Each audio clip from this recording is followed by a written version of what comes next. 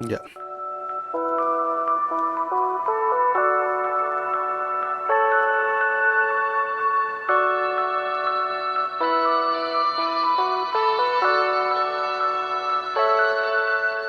Bienvenidos un día más a los estudios que estamos haciendo con el libro de Mateo. Hoy vamos a estudiar el capítulo 26 desde el versículo 17 hasta el versículo 36 en esta serie que se llama El Rey Mesías. Y el título de este estudio es La última cena del Mesías antes de la cruz. Recuerdo que yo estoy con la NTV y les voy a leer una parte antes de continuar con el estudio. Dice la palabra del Señor: el primer día del festival de los panes sin levadura, los discípulos se acercaron a Jesús y le preguntaron: ¿dónde quieres que te preparemos la cena de Pascua? Al entrar en la ciudad, les dijo: verán a cierto hombre, díganle, el maestro dice, mi tiempo ha llegado y comeré la cena de la Pascua con mis discípulos en tu casa. Entonces los discípulos hicieron como Jesús les dijo y prepararon la cena de la Pascua allí. Vamos a orar. Señor, te doy gracias en esta hora por tu palabra, gracias por este tiempo tan especial que podemos pasar escudriñando versículo por versículo. Háblanos a través de este párrafo y usa mi vida, Señor, para compartir de tu palabra en esta hora. Pido esto en tu nombre, Jesús. Amén. Bueno, bienvenidos a las personas que se van conectando a las redes sociales. Recuerden que estamos estudiando versículo por versículo y toda la serie está en el canal de YouTube. Cuando hablamos de la última cena, más conocida en algunos círculos religiosos como la Eucaristía, pero surge dentro de la fiesta de la Pascua de los judíos. Y para entender un poco de qué es la Pascua para los judíos, tenemos que ir a la Escritura y tengo un cuadro que les va a ayudar a entender la diferencia de los escritores tanto de Mateo, Marcos, Lucas y Juan. Recuerden que Mateo se escribió mayormente para los judíos y la necesidad en ese tiempo es que ellos esperaban la venida del Mesías prometido en el Antiguo Testamento. Y Mateo presenta a Jesús como el Mesías. En cambio, Marcos escribe mayormente a los romanos y la necesidad cuando escribe Marcos era el ideal. En ese tiempo, el poder y el servicio era lo ideal. Y esa era una gran necesidad, por eso Marcos lo presenta a Jesús como un conquistador poderoso. En cambio, Lucas escribe a los griegos y la necesidad en ese tiempo era el ideal. En ese momento era el hombre perfecto y por eso es que Lucas lo presenta como el hombre perfecto. También Juan escribe, pero ya no a los judíos, ni los romanos, ni los griegos, sino a toda la iglesia universal, a toda la humanidad, y la necesidad en ese tiempo era de una libertad y es por eso que lo presenta como el Hijo de Dios. Nosotros estamos enfocados en Mateo, escrito a los judíos que esperaban la venida del Mesías, y por eso nuestra serie se llama El Mesías. El bosquejo de esta última cena es del 17 al 19, vamos a ver los preparativos de la última cena. Y del 20 al 25, la última oportunidad a Judas en la última cena. Del versículo 26 al 29, la última cena es instituida por el Mesías. Y del 30 al 35, la última cena termina y Jesús predice la negación de Pedro camino al monte de los olivos. Vamos a leer el texto. El primer día del festival de los panes sin levadura. Los discípulos se acercaron a Jesús y le preguntaron: ¿dónde quieres que te preparemos la cena de Pascua? Versículo 18. Al entrar en la ciudad les dijo: verán a cierto hombre. Díganle, el maestro dice, mi tiempo ha llegado y comeré la cena de Pascua con mis discípulos en tu casa. Ahora, hay dos cosas muy interesantes que hemos visto, y si tú estás siguiendo estos estudios, recuerden que la cena, la Pascua, normalmente era un día viernes, a las 3 de la tarde que se hacía el sacrificio del cordero, y a las 6 se comía la cena en familia. Día siguiente empezaba por 7 días el festival de los panes sin levadura. Ahora, los escritores sinópticos, los evangelios sinópticos, no siempre están tratando de resaltar de forma cronológica los eventos, sino que el propósito al escribir es más importante para ellos que la cronología, excepto Lucas. Pero Juan sitúa que Jesús estuvo comiendo la Pascua el día jueves, que esto significa para el día viernes. Ahora, lo segundo, el día de donde celebrar la Pascua. Recuerden que Marcos en el capítulo 14, el versículo 13, dice que la forma en que van a identificar el lugar es un hombre cargando un cántaro. Era muy extraño. Es como encontrar hoy día un hombre con un paraguas, ¿no? En el día, o sea, es extraño, porque normalmente era una labor femenina en ese tiempo y este hombre lo tenía. Pero Lucas capítulo 22, versículo 18 dice que era Pedro y Juan. Y el texto cuando dice que va a encontrar a este hombre y va a comer la cena de la Pascua con sus discípulos, la gran mayoría de los escritores identifican esta casa con la casa de Juan Marcos. ¿Y quién fue Juan Marcos? Juan Marcos fue el primo de Bernabé, y eso lo podemos ver en Colosenses 4:10. Fue ayudante en la misión de Dios en los viajes misioneros de Pablo y de Pedro, y en Hechos 12:25, 13:5 y 15:37 al 39 se puede ver a Juan Marcos. Pero también Juan Marcos, él era el escriba de las memorias de Pedro. Por eso es que él escribe el Evangelio de Marcos, y esto lo podemos ver en 1 Pedro 5:13. Y la casa donde sucedió la Santa Cena, también fue el lugar del aposento alto. ¿Y qué pasó en el aposento alto? Si tú lees Hechos 1:13 y Hechos 12:12, se reunía la iglesia. Los discípulos esperaron la llegada del Espíritu Santo, que llegó en Hechos capítulo 2, versículo 1. O sea, esta casa ya tenía mucho propósito, y ahí estaba Juan Marcos. Juan Marcos, como lo he mencionado, escritor del Evangelio de Marcos. Y ya tenemos entonces identificada el lugar donde se va a preparar la cena de la Pascua. Versículo 19, entonces los discípulos, dice el texto, hicieron como Jesús les dijo y prepararon la cena de la Pascua allí. Versículo 20 al 25, la última oportunidad a Judas en la última cena. Versículo 20, al anochecer, Jesús se sentó a la mesa con los 12. Las mesas normalmente no eran como las mesas que usamos hoy en Latinoamérica, sino eran muy bajitas, no habían sillas, las personas estaban recostadas en su costado, y el cordero se comía el día 15 del mes Nisan de los judíos a las 6 de la tarde, y el día exacto de la semana, ojo, variaba cada año según el calendario lunar judío. Entonces, esto es importante de entender. ¿Por qué? Porque nosotros no tenemos el mismo calendario que los judíos, ni los meses son mencionados igual que los judíos. Nosotros tenemos el calendario gregoriano. Anteriormente se trabajaba con el calendario juliano, pero ahora los judíos tienen un calendario que puede haber caído, mira, un día jueves, un día viernes. Por eso a veces causa conflicto a algunas personas si fue o no fue Jesús que comió el miércoles o fue el jueves. Recuerden que les dije hace un momento, Juan lo sitúa el jueves. Pero también tienes que entender que la cultura judía, el día empezaba, digamos, el jueves, 6 de la tarde, 6:01, 6:10, ya era considerado el viernes. O sea, Jesús sí comió la cena de la Pascua. Pero, ahí va el tema, porque no comió el cordero, porque el cordero se sacrificaba el viernes a las 3 de la tarde, se asaba el cordero y se comía el viernes a las 6 para amanecer el sábado. Y algunos dicen, entonces no era una cena de la Pascua, pero muchos no entienden que sí había un cordero, y el cordero era Jesucristo. Juan dice, Él es el Cordero de Dios que quita el pecado del mundo. O sea, muchos no entienden que la Pascua apuntaba a Jesucristo, y Él era el Cordero, y Él estaba presente, y ahí estaban celebrando la cena, en ese lugar especial donde se recostaban, como les dije, solo sobre sus muslos, y normalmente era en el lado izquierdo que quedaba, y con el lado derecho comían recostados de esta forma. Ahora, esta Pascua se llamaba el Pesaj, y el Pesaj significaba saltar por encima. Y como mencioné, Juan 13:1 menciona, y Juan 18:28 nos habla que fue justamente un día para la celebración de la Pascua.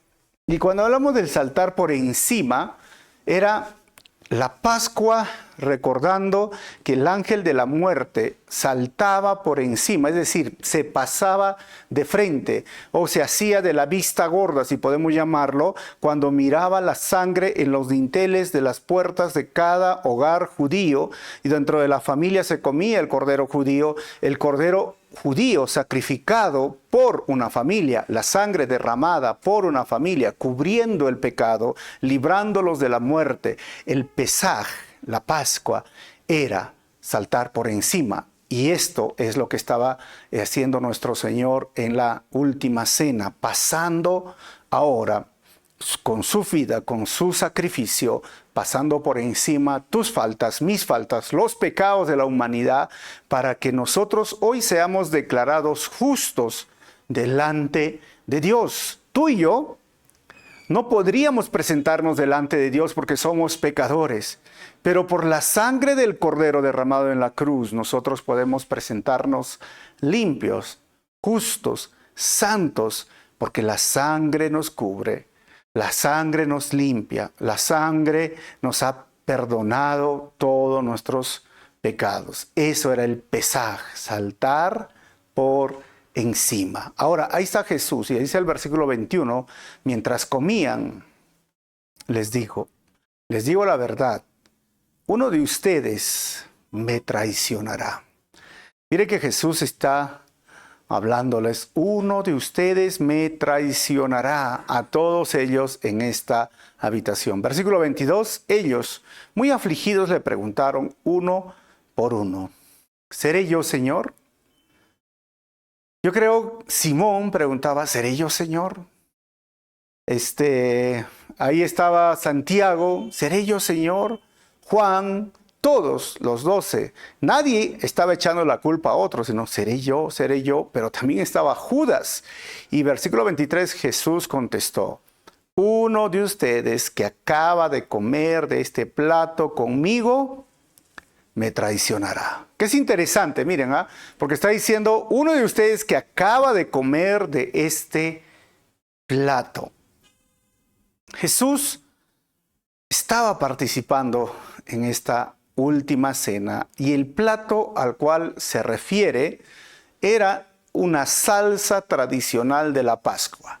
Y podían haber sido dos de esas salsas. Una era de nueces, pasas, dátiles, higos y vinagre, lo cual lo hacía un poco agrio y ácido. Pero también había una que era una mezcla de hierbas amargas, algunos se usa perejil o el amargo que decimos, bañadas en vinagre. Y muchos de los historiadores hablan de que justamente esta salsa era un tipo de puré, un tipo de papilla que tenía el color de los ladrillos que los judíos, que Israel hizo en Egipto. Por lo tanto, era un tipo de papilla, pero era amarga, porque les hacía recordar lo amargo de todos esos 400 años que vivieron en esclavitud, lo amargo de sus antepasados de hacer ladrillos o adobe sin paja, ¿recuerdan?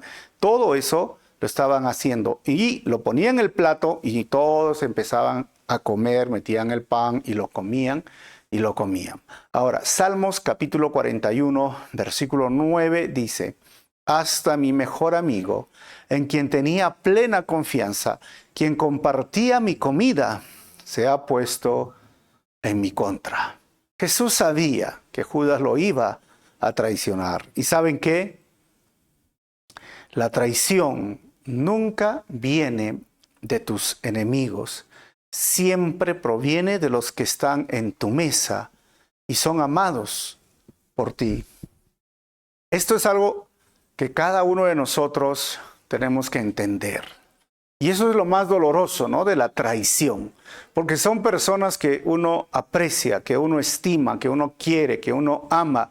Y es más, son personas que han estado en tu mesa. Para que estén en tu mesa es un momento íntimo. Y es más, Judas pasó 3 años con el maestro.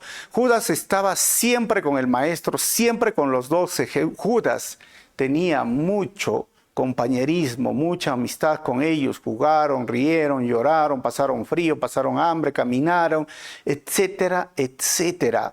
Y sabes, eso era doloroso y a la vez despreciable.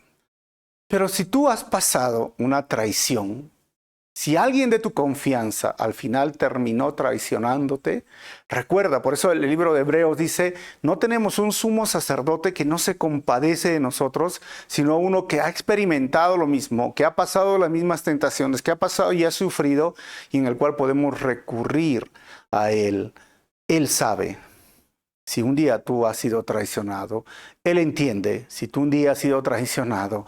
Él conoce qué es la traición. Puedes ir directamente a Él para que sane tu corazón, porque no vale la pena estar así con el corazón dolido, enojado, lleno de ira, lleno de rencor hacia las personas. El perdón y el amor van a cubrir multitud de pecados. Ahora, después de esto, Jesús empieza a lavar los pies de los judíos. Y esto lo menciona Juan, no lo menciona ni Marcos ni Mateo. Juan habla de este evento. Y el versículo 24 dice, pues el Hijo del Hombre tiene que morir, tal como lo declararon las Escrituras hace mucho tiempo. Pero dice, qué terrible será para el que lo traiciona. Para ese hombre sería mucho mejor no haber nacido. Y si tú conoces un poco de doctrina, teología, y justo es una de las grandes preguntas de muchas personas, ¿por qué lo escogió a Judas si sabía que lo iba a traicionar?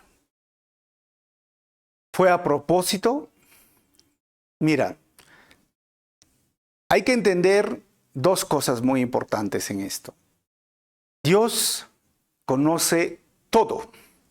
Dios conoce el pasado, el presente y el futuro. Eso se le llama omnisciencia. Pero dentro de esto está lo que se conoce sus atributos como la precognición o el previo conocimiento. Y Dios conocía, pero conocimiento no es predisposición. Conocimiento de Dios no es determinación, porque ahí llega el punto de la libre libertad o el libre albedrío o la libertad que tiene el ser humano de elegir. Judas recibió el mismo amor, el mismo cariño, el mismo trato. Judas recibió lo mismo que los demás. O sea, Jesús lavó sus pies ese momento. No agarró Jesús y está diciendo, uno de los que están aquí me va a traicionar. Y cuando llegó donde Judas, dijo, tú no, contigo no, Judas, ¿no? O sea, yo no voy a lavarte los pies. No llegó a eso, le lavó los pies, lo amó. Y es más, vamos a estudiar más adelante. Cuando Judas le da un beso, cuando lo traiciona ya real, él le dice, amigo, estimado, querido, amado. A pesar que está viendo cómo lo está llevando y lo está traicionando, Jesús lo sigue amando. O sea, ya entonces ahí que va. Sí, estaba profetizado. Sí, Dios lo conocía. Sí, tenía el pleno conocimiento. Pero está la libertad humana. Judas tenía la libertad de obedecer. Judas tenía la libertad en este momento cuando Jesús está diciendo, uno de los que están aquí me va a traicionar. Uno de los que está conmigo, lo que está comiendo el plato conmigo, me va a traicionar. Judas tenía toda la oportunidad de decir, me estás descubriendo, Señor, no lo voy a hacer, me arrepiento. Pero ¿sabes cuál fue la actitud de Judas? Vamos a ver, versículo 25. Judas, al que lo iba a traicionar, también preguntó, y miren, ¿seré yo Rabí? Y lo he remarcado, mire, dice Rabí. Los demás le dijeron, seré yo, Señor. Él le dice, Rabí, mi maestro. Esto es una palabra de cariño, de aprecio. Y Jesús le dijo, tú lo has dicho. O sea, ¿qué más oportunidad para Judas? ¿Y sabes qué, hermano?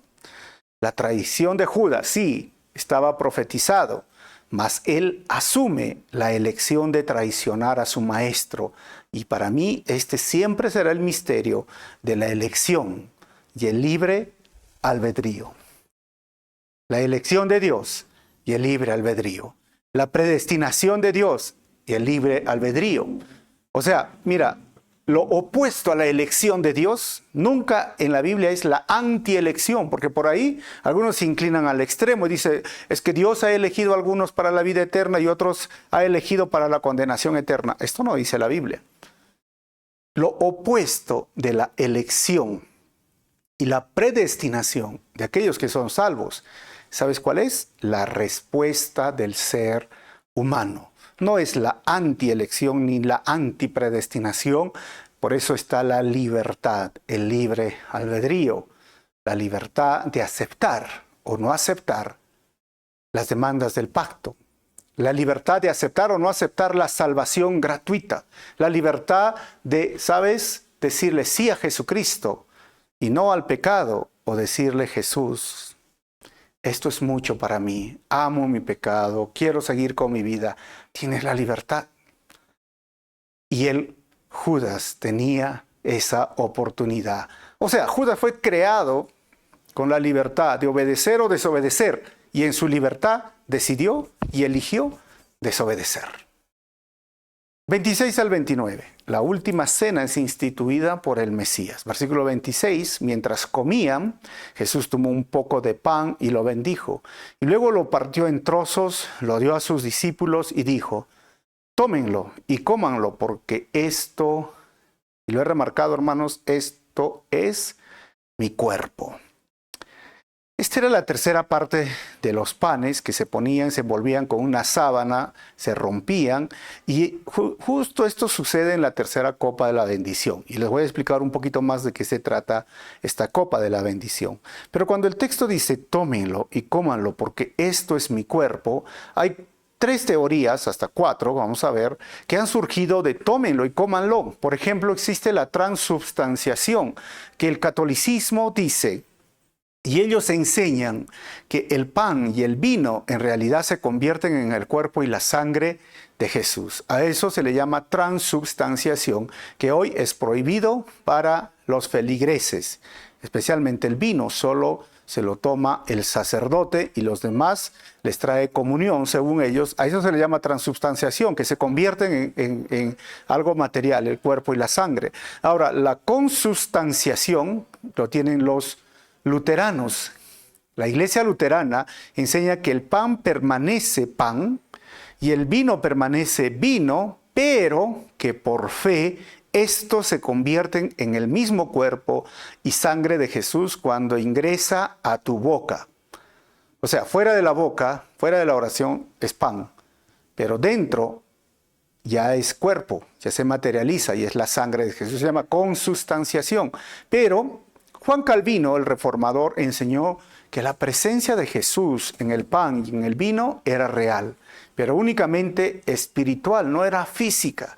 Zwinglio enseñaba que el pan y el vino eran símbolos que representan el cuerpo y la sangre de Jesús. Es más, la Escritura dice, en memoria de mí, en 1 Corintios 11, 24. Entonces, ¿qué creemos nosotros? Algunos dirán, nosotros no creemos en transubstanciación, tampoco creemos en consustanciación, creemos que es un símbolo. Y es más, cuando Jesús dice, este pan es mi cuerpo y este vino es mi sangre, Jesús no había entregado su cuerpo y su sangre de forma práctica, material. Por lo tanto, eso era un símbolo de lo que iba a venir y es un símbolo para recordarlo todas las veces. Y cuando dice en memoria de mí, por eso dice esto, este pronombre definitivo que lo podemos decir, esto está hablando de que es algo simbólico. Pero sí deben de participar aquellos que entienden de qué se trata el pan y el vino. Hoy es señal del nuevo pacto, símbolos del cuerpo y la sangre de nuestro Jesús. Ahora, tómenlo y cómanlo. Pablo usa 5 términos claves en referencia a la cena o la última cena. Por ejemplo, él lo llama, es una conmemoración. Es recordar, 1 Corintios 11, 24 y 25. ¿Y qué más? Es un pacto, 1 Corintios 11, 25. ¿Qué más dice Pablo de que es la cena? Es una proclamación. 1 Corintios 11, 26. Es una esperanza escatológica, número 4, 1 Corintios 11, 26. Y es una comunión, es una familia. Nos une, 1 Corintios 10, 16. O sea, miren, la Santa Cena es la conmemoración de un nuevo pacto y que apunta a una vida llena de esperanza escatológica, donde nosotros proclamamos ese futuro, pero a la vez la Santa Cena nos une en esa hermandad, nos hace una familia, porque participamos del pan, el cuerpo, la sangre, el vino de nuestro Señor. Eso es la Santa Cena instituida por el Señor. Ahora, versículo 27 dice, y tomó en sus manos una copa de vino y dio gracias a Dios por ella. Se le dio a ellos y dijo, cada uno de ustedes beba de la copa. Esta copa, cuando dice dio gracias, en el griego la palabra es eucariste.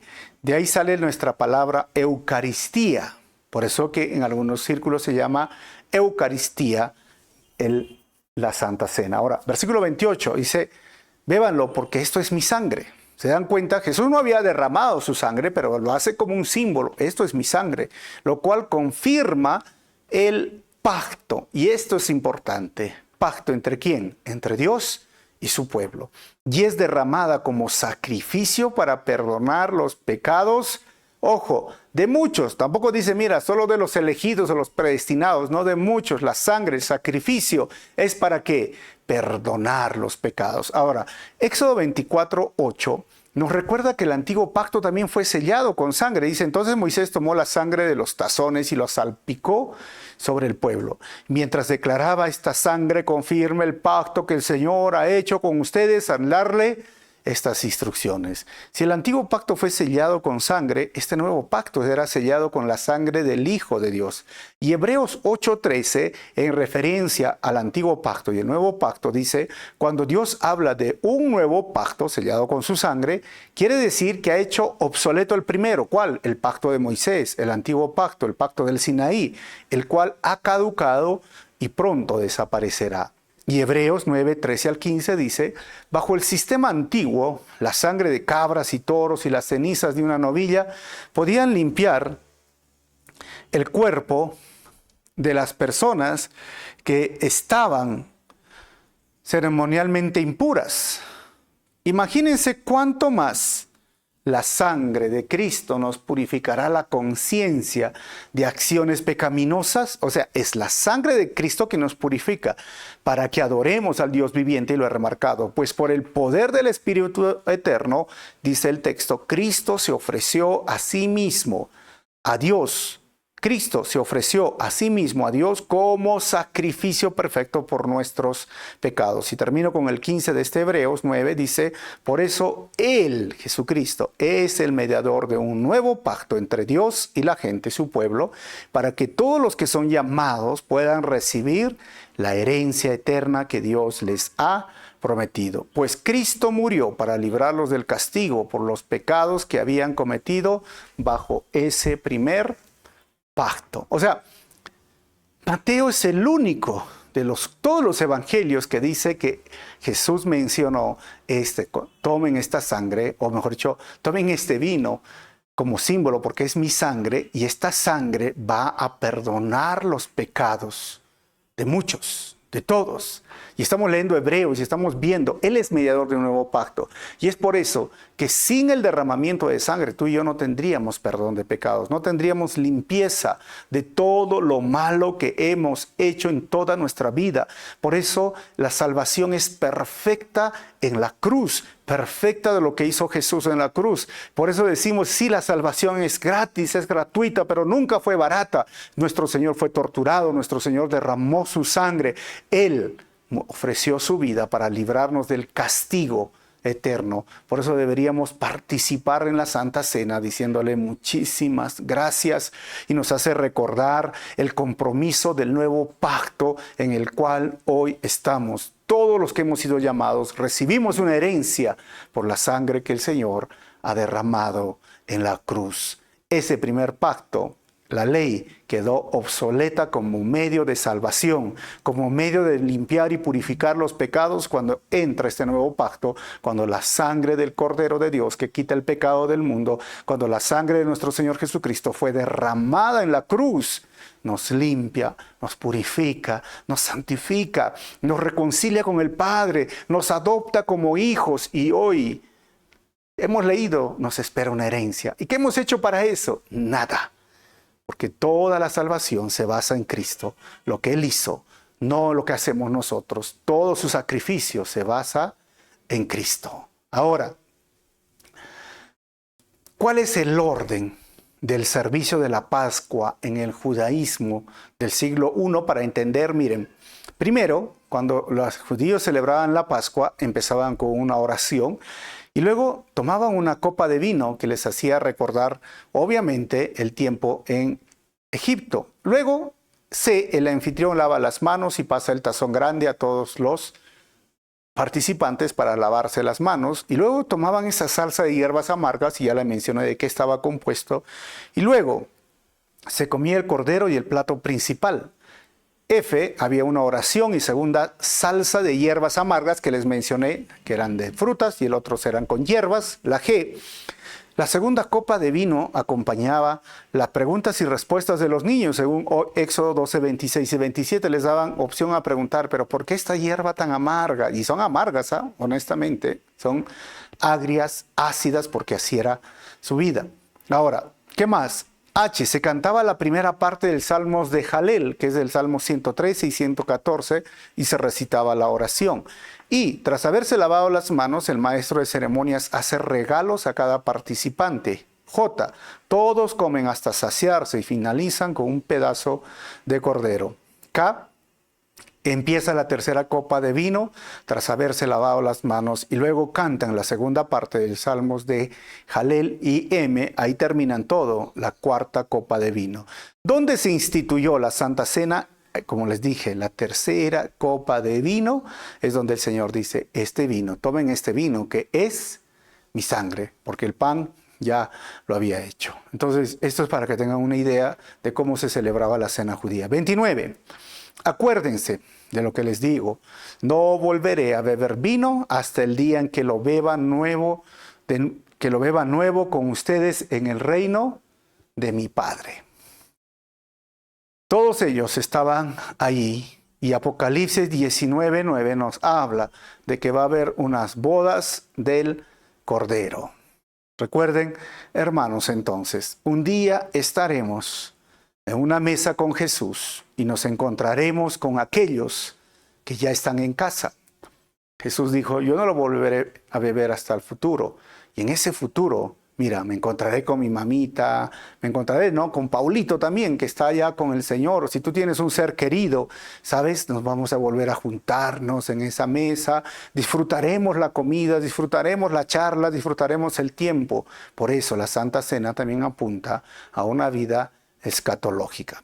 30 al 35 vamos a terminar, la última cena termina y Jesús predice la negación de Pedro, camino al monte de los olivos.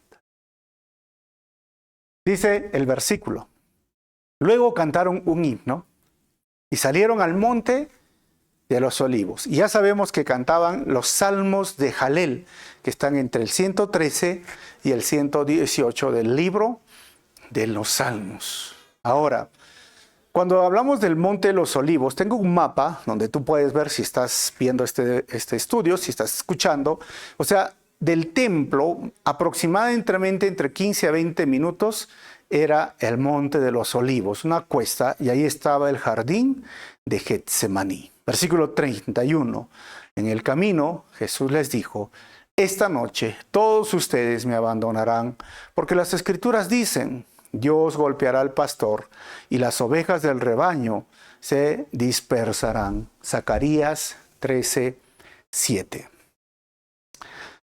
Cuando Jesús sale, termina la última cena, la Santa Cena, Juan nos relata, ¿no? De lo que tienes que hacer, hazlo. Le dio las oportunidades, 2, 3 oportunidades a Judas. Judas ya se fue y se va solamente con los 11. Y curiosamente pensaban que Judas iba a ir a hacer un encargo de Jesús porque él era el tesorero, pero realmente estaba yendo a buscar a los sacerdotes para traicionar al maestro. Pero también entendemos algo, Jesús cantaba. ¿Ustedes sabían eso? Porque algunos a veces vienen a la iglesia y no cantan. Eso me da tristeza, porque en el cielo vamos a cantar y adorar al Señor. Y yo no sé si llegarán al cielo aquellos que no cantan y alaban, adoran al Señor, porque en el cielo todo día y noche vamos a cantar y alabar al Señor. Él cantaba, pero a la vez que está cantando estos salmos de Jalel, le dice, esta noche todos me abandonarán. Porque estaba profetizado su muerte, estaba profetizado que su mejor amigo lo iba a traicionar, el que se estaba sentado en la mesa, el que comía con él, y ahora estaba profetizado que Dios golpeará al pastor y las ovejas del rebaño se dispersarán. Pero ¿y cuál es la respuesta? Mire, vamos a ver, sin embargo, después de ser levantado de los muertos, estaba profetizado que él iba a resucitar. Iré delante de ustedes a Galilea y allí los veré. Profetizado que los va a ver. ¿Se dan cuenta? Dios sabe, Dios conoce, Dios entiende. Él es presciencia, todo lo sabe, todo lo puede y todo lo conoce. Ahora, el versículo 33, Pedro declaró, aunque todos te abandonen, yo jamás te abandonaré. ¿Qué les parece la respuesta de Pedro? Yo nunca te voy a abandonar. ¿Sabes qué, hermanos?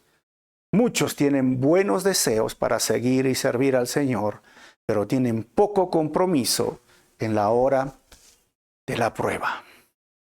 ¿Y por qué digo esto? Porque ustedes saben que Pedro al final terminó huyendo, y no solamente huyendo, negando hasta con lisuras a su Señor. Y esto me hace entender, hay muchos, ¿no?, buenos cristianos con buenos deseos, o muchos que vienen a la iglesia con buenos deseos para seguir y servir al Señor, pero, ¿sabes?, tienen poco compromiso a la hora de la prueba. ¿Qué pasó? Versículo 34, Jesús respondió, te digo la verdad, Pedro, esta misma noche, antes de que cante el gallo, negarás 3 veces que me conoces. Ojo, entiendan esto. Estaba profetizado que lo iban a abandonar. Y ahora es como profetiza o predice nuestro Señor. ¿Sabes qué, Pedro?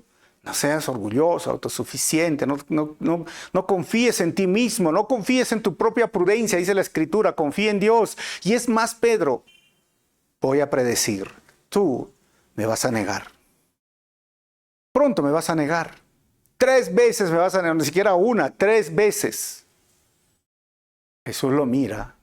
Pedro, ¿qué dice el versículo 35? No, insistió Pedro, aunque tenga que morir contigo, jamás te negaré. Y los demás discípulos juraron lo mismo. Todos ellos juraron lo mismo. Qué interesante, ¿no? No, yo no lo voy a hacer. Pero ustedes conocen la historia. Todos huyeron. Todos se fueron. Y el mismo Pedro terminó negando a su Señor. Y este gallo era un gallo romano, ¿sabían? Porque los gallos estaban prohibidos en Jerusalén en la Pascua. Pero este gallo cantaba entre las 12 de la noche o la medianoche hasta las 3 de la mañana. Pasaron horas y en 3 ocasiones, 3 veces vino la crisis, 3 veces vino la prueba, 3 veces vino la presión. Y Pedro terminó negando a su Señor. Por eso deberíamos recordar lo que Pablo nos dice en 1 Corintios 10, 12. Si ustedes piensan que están firmes, tengan cuidado de no caer. Si ustedes piensan que están firmes, tengan cuidado de no caer. Y es más, Pablo, ¿se acuerdan? En Romanos decía, miserable de mí, ¿quién me va a librar de este cuerpo de pecado? Porque con mi mente quiero hacer algo bueno y termino haciendo lo malo. Porque así somos, hermanos, sin Cristo, sin la fuerza del Espíritu Santo, sin el poder del Espíritu Santo en nuestra vida, estamos mal, estamos fritos, no podemos avanzar. No pequemos de autosuficientes, no pequemos de soberbia, no pequemos, pensando que yo lo puedo hacer. Sabes, tú no puedes hacer nada si la gracia y el poder y la misericordia de Dios no están en tu vida. No podemos hacer nada si la gracia, la misericordia y el poder de Dios no los permite hacer. Ni podemos estar vivos, ni respirar si la gracia, la misericordia y el poder de Dios no nos permiten. El que piense que esté firme, tenga cuidado que no caiga. ¿Sabes, hermano? Los fracasos son mejores maestros que la autosuficiencia y el positivismo. Ese falso positivismo, no sé positivo, no. A veces nos van a enseñar todas estas cosas. Bueno, vamos a terminar con 4 conclusiones este estudio. Jesús experimentó la peor traición y Él entiende a todo aquel que experimenta o experimentó una traición.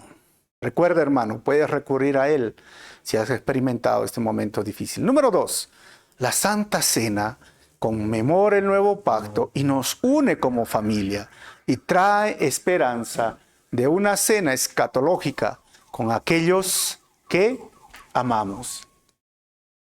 La Santa Cena trae esperanza de una cena escatológica con aquellos que amamos. Por eso celebramos la Santa Cena de esta forma. Número 3, la crisis o la prueba revelan el tipo de compromiso y fe del cristiano que tiene buenos deseos. Y número 4, ¿sabes qué? Nunca digas nunca. ¿De dónde saca nunca digas nunca? Nunca digas, yo no voy a caer. Nunca digas, yo no te voy a negar, Señor. Nunca digas, yo no voy a pecar. Nunca digas, yo no voy a hacer lo que el otro ha hecho. ¿Cómo es posible que lo haya hecho? Nunca digas, nunca. Los fracasos son mejores maestros que la autosuficiencia y ese falso positivismo. ¿Sabes? Somos fuertes en Cristo. Por eso Pablo decía, cuando soy débil, soy fuerte. Cuando digo, no puedo más, Señor. No sé cómo hacerlo. Señor, no entiendo por qué pasan las cosas. Señor, yo no sé, me rindo. Y el Señor dice, perfecto, ahora sí te puedo usar porque eres débil y yo soy fuerte. Porque cuando tú quieres ser más fuerte, autosuficiente, Dios resiste a los orgullosos y a los soberbios, pero exalta a aquellos que tienen humildad y se acercan a Él. ¿Por qué no oramos y terminamos diciéndole, Señor, te necesito en mi vida? Padre, muchísimas gracias en esta hora. Gracias por tu palabra y gracias porque nos permites estudiar de esta forma y gracias por hablarnos a cada uno de los que estamos aquí. Señor, sin ti no podemos hacer nada. Por eso recurrimos a ti en nuestra debilidad, en nuestros fracasos, en nuestras debilidades, en nuestras infidelidades, porque solo tú eres fiel. Porque solo tú eres victorioso, porque solo tú eres fuerte y tú eres el que nos sostiene. Y sin tu ayuda no somos nada ni nadie. Y ayúdanos a participar de la Santa Cena cada vez que lo celebremos, recordando el costo de nuestra salvación. Muchísimas gracias una vez más por derramar tu sangre para limpiarme de mis pecados. Muchísimas gracias, Señor, por dar tu cuerpo y ofrecerlo como un sacrificio. Te torturaron, te latigaron para que yo hoy pueda ser aceptado como hijo. Señor, muchísimas gracias por lo que has hecho en la cruz. Tú sabías lo que iba a venir e instituiste esto para que podamos recordarte cada vez que participamos del pan y el vino. Y ayúdanos a tener ese compromiso serio contigo. Muchísimas gracias por todo esto. En tu nombre oramos así. Amén. Mira, si este mensaje ha sido de bendición, ponle un like, comparte por tus redes sociales y sobre todo escríbenos de dónde estás escuchando este estudio para seguir animándonos a nosotros a seguir haciendo este trabajo de los estudios versículo por versículo. Nos vemos en la próxima.